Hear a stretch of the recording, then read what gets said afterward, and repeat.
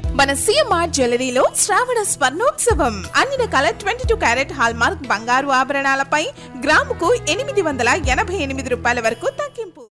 Hormuz జలసంధి విషయంలో America కొత్త వ్యూహాన్ని అమలు చేస్తోందా? హార్ముజ్ గుండా చమురు రవాణాకు అమెరికా సైన్యం రహస్య షిప్పింగ్ కారిడార్ను నిర్వహిస్తోందన్న సంచలన కథనం వెలుగులోకొచ్చింది. రోజుకు దాదాపు 1 కోటి బ్యారెళ్ల చమురు తరలుతున్నట్లు యుఎస్ అధికారులు చెబుతున్నారని ఆ నివేదిక పేర్కొంది. అసలు అమెరికా ఆపరేషన్ ఏంటి? ఇరాన్ పట్టు నిజంగానే బలహీనపడిందా? హార్ముజ్ పై ఎవరి ఆధిపత్యం కొనసాగుతోంది? ఇరాన్ యుద్ధంతో ప్రపంచ చమురు సరఫరాకు కీలకమైన హార్ముజ్ జలసంధిపై ఉద్రిక్తతలు పెరిగాయి. ఈ పరిస్థితుల్లో అమెరికా సైన్యం ట్యాంకర్ల రాకపోకలను సమన్వయం చేస్తూ ప్రత్యేక షిప్పింగ్ కారిడారును నిర్వహిస్తున్నట్లు ఆక్సియోస్ నివేదిక పేర్కొంది. ఒమన్ తీరానికి సమీపంలోని దక్షిణ మార్గం ద్వారా ట్యాంకర్లను తరలిస్తున్నట్లు సమాచారం.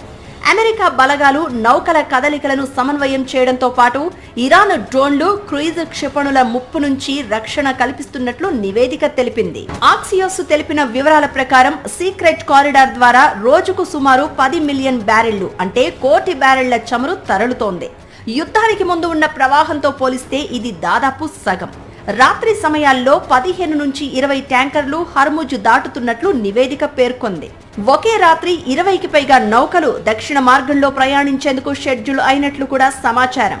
గత 2 వారాలుగా ఒమన్ మార్గంలోనే 80% పైగా నౌకలు హార్ముజ్ను దాటినట్లు షిప్ ట్రాకింగ్ సంస్థ కెప్లర్ డేటా చెప్తోంది. ఇటీవల యుఎస్ సెంట్రల్ కమాండ్ 2 వారాల పాటు జరిపిన దాడుల్లో ఇరాన్ మారిటైమ్ రాడార్, నిఘా వ్యవస్థలను అమెరికా దారుణంగా దెబ్బతీసింది.